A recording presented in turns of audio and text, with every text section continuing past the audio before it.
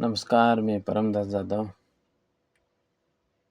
Iran-Israel युद्ध चालू असताना देखील सोन्याच्या किमतीत हे सातत्याने घट होत चाललेली आहे. तर का घसरण होते? कारण जे वेळेस युद्ध चालू असते, त्यावेळेस सोने, चांदी याला हा कधी पण जास्त भाव असतोय.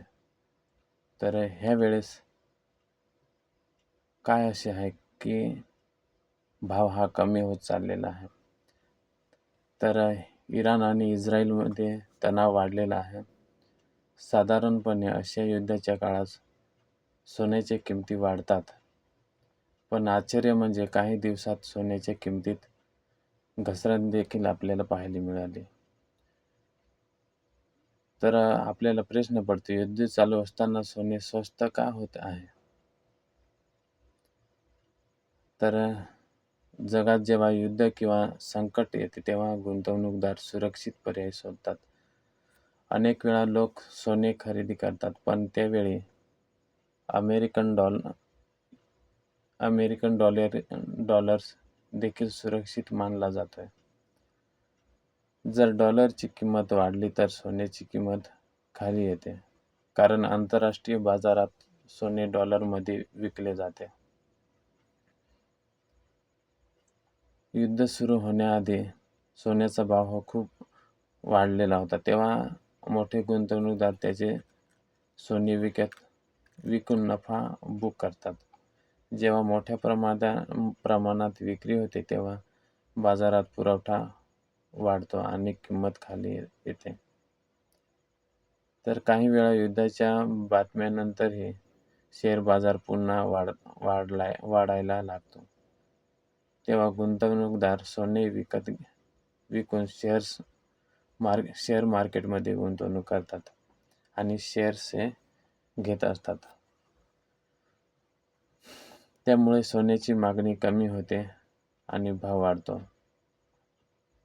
पण भारत आणि चीन हे जगातील सर्वात मोठे सोने खरेदी करणारे देश आहेत. तर जगातील भारत आणि चीन हे जगातील सर्वात मोठे देश आहेत की जे सोने खरेदी करतात.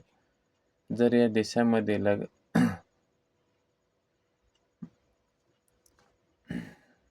सोने खरेदी कमी होते आणि किंमत घसरते. कधी-कधी बाजाराला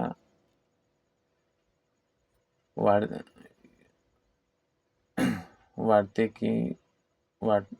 की युद्ध फार मोठे होणार आहे की नाही, हे लवकरच संपेल की नाही. अशा वेळी लोक सोने खरेदी करण्याऐवजी इतर गुंतवणुकीकडे वळतात.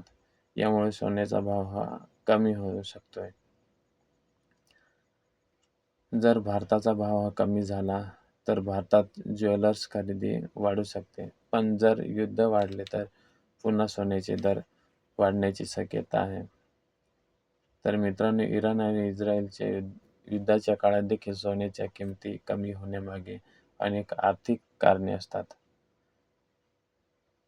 तर सध्या इराण आणि इस्रायल युद्धाच्या काळात देखील असा वेगळाच आपल्याला सोन्याचा भाव दिसतोय. कारण ज्यावेळेस युद्ध चालू असते त्यावेळेस कधी पण सोन्याचा भाव हा वाढत असतोय आणि शेअर बाजार हे कमी होत असतात. असा परिस्थिती ही कधी पण राहते, पण ह्या वेळेस उलट झालंय. ह्या वेळेस सोन्याचे भाव कमी होतात आणि शेअर्स बाजार हे सुरळीत चाललेले आहेत.